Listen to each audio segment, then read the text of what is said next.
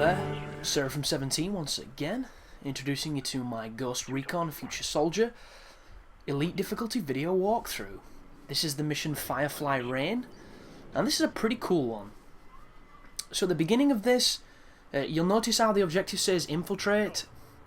That's exactly what I'm going to do. I'm going to try not to kill too many people, and I'm going to try and infiltrate as best I can. And you're going to have night vision goggles for this level, which are pretty awesome because the visual effect on the night vision goggles is so sexy. It really is.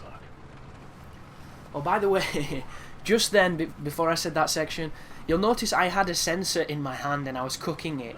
I pressed the wrong button for this, and if you ever get yourself into a situation where you're about to throw something you don't want to throw, all you have to do is press the direction on the D-pad to change your equipment, and it will stop whatever you're cooking, and you'll be able to save it. Not exactly, need to know information, but it's a good little tip if you do what I do, because I'm playing so many games at the same time that I press the D-pad to change weapons, and it fucks me on certain games. Like, I was playing Syndicate the other day, and I was trying to run with A, and all I was doing is jumping like an idiot. And it's super frustrating, but it's just the price you pay for being active as a gamer. And I get kind of screwed on this section here, because as I'm stealthing my way up here, everything's going fine. I only realise that you have to secure by the time I get to the top of this, and I turn around and there's one dude behind me. And it turns out I have to kill him before it'll spawn the enemies up here, because when I get up here, no one's even here. There's not a single soldier at the top of this area. They're all gone. Just completely missing. And it's because I've come too early. It's like, look at it, how eerie is this shit? No spawns, no people, no patrols. I'm like, what the fuck? Come back over here. There's one dude, isn't there, just walking lazily like he's Clint Eastwood in a western. He's just down here. Come on, Chris, aim down your sight. He's right there. There he is. Look at him. Just chilling out. As soon as he dies, everybody magically pops out of their, monster closets, and they're all in position waiting for us. But you can't set off any alarms here, so your synchronized shot has to be pretty good, because there's about 6 dudes in this room, and you need to kill them super fast or you're going to be in trouble. So always kill the sniper first. He doesn't generally set off any alarms when you take him out. Get your team to mark all the people on the left hand side of this room, and you want to shoot all the people on the right hand side of this room. That's generally the setup you want to use. So now that I've got 4, everyone's in position, I'm going to shoot this guy, and then I'm going to shoot the guys to my right in the slow-mo. There we are, guys to my right, 1 shot through both of them, 1 shot to kill the friend. There you go, area secure, nice and simple. And I'm not too sure what this rifle I'm using is called. It's a sniper rifle that looks like a giant Magnum. It's amazing, it looks cool, it sounds cool, and it's a sniper rifle, so I'm in love with it. Even though its barrel's almost as long as the Joker's in the original Batman, but it's such a badass gun. But here's another moment of calm before the storm. Another example of the awesome particle effects on this game, as you see the debris and the dust and the chaff in the air. And then now we get to use the Recon drone to do some light puzzling. But the reason that I really like this level is because we're going to be going out onto a runway in a moment, and the game's, handycam feel of how it's been filmed, where it gets artifacts on the screen and the lights bloom and you see the dust and all that kind of good stuff.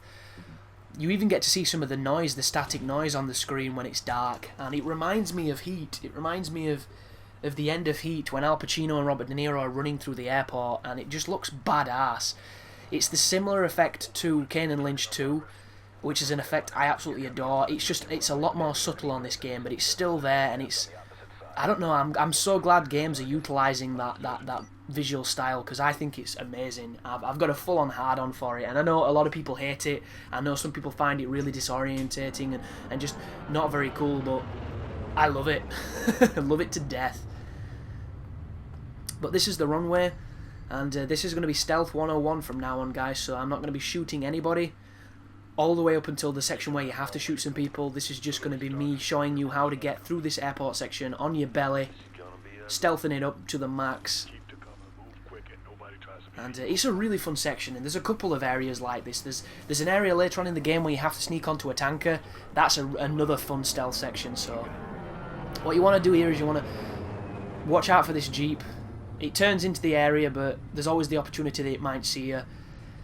And we're going to be walking through this base. We do not have magnet vision, so you're going to be relying on your sensors and relying on that icon there. Whenever that pops up on your screen, lay down. If it's still there when you lay down, stop moving completely. If it's still there, then you're going to get spotted. There's nothing you can really do. But it should disappear. The rule of thumb is whenever you lay down, you're practically invisible. And we're just going to be snailing our way into this base. And it's just... I like these moments because they're tense. And when a game feels tense and it affects your body and you start your adrenaline going, it's just so much more fulfilling when you do it correctly than it normally is. Because if I was just shooting guys, it'd be shooting guys 101. But because I'm doing this, I'm nervous. I've got that feeling in my stomach, and it's... I don't know, I enjoy stealth games. I enjoy the stealth aspects. And I think we can all agree it sucks massive dick when you cock it up and you have to do it all again, but when you succeed, such a good feeling, such a feeling of elation. But just keep on moving across here. As soon as you're out of that guy's eyesight, you want to stand up to the crouch position and continue moving forward crouched. So there's an interesting communication here mentioning that there's some vents that you can use to get into this. There you go, a series of underground ventilation shafts. I don't know if that means that there is an easier way to get into this hangar, like there's some vent somewhere off the side of these runways, or if it just means when you're in the hangar, that's what you're going into that ventilation shaft. I'm not too sure, but the route that I do is the most direct that I know of. It's also the most, you know, cavalier when you think about it, because I'm literally crawling up the runway. There's dudes everywhere, there's cars everywhere, and I'm just crawling my way past them, so it's full-on commando style. And it works, which, you know, a lot of people will not try this kind of stuff because it's too obvious, but it does work. But just keep on moving forward. Don't worry too much about the sniper, he shouldn't be able to see you, but if he does, just lay down, like I did there, and just keep pushing forward. There's a shootout at the end of this level that can be quite tricky, and you're going to notice I keep checking to the left of me even though there's not a single dude there, and the reason I do this is because I got flanked on my first playthrough of the game and some guy killed me. So it made me really nervous when I was doing the recording run, and in the end nobody came, so it was okay, but... just be aware, the AI is very dynamic, it reacts accordingly to the situation, and it will flank you if you let it. But keep testing the waters, going into the crouch position to see if you can not be seen. As soon as there's no indicator, that's your opportunity to move, get some speed behind you. And, you know, just keep waltzing into this base unseen. And get to that regroup section. Only problem with this as well is because we're doing this so quickly, your team's going to be really far behind, because your team, for whatever reason, are not that gifted at following you when you do these stealth moments. And it's always funny because you'll get to the regroup area and you'll just suddenly see them stand up and start running towards you, and it's like, come on fellas, you could have kept up. And it makes me think maybe they could have done a teleportation device where as soon as you get to the regroup area, your team warp to you like they do on Halo. Maybe that'll be disorientating when you play in co-op, but it'd be a lot swifter than this bullshit. But keep on pushing forward, and there is a massive stealth section done flawlessly. So there we go. Now I just gotta wait for his boys, and actually this time, hats off to them. They kept up. They didn't do too bad this time. Could have been much worse.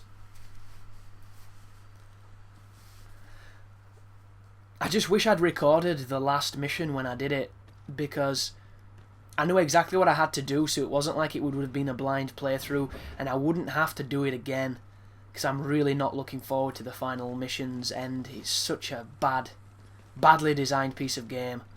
Not a fan.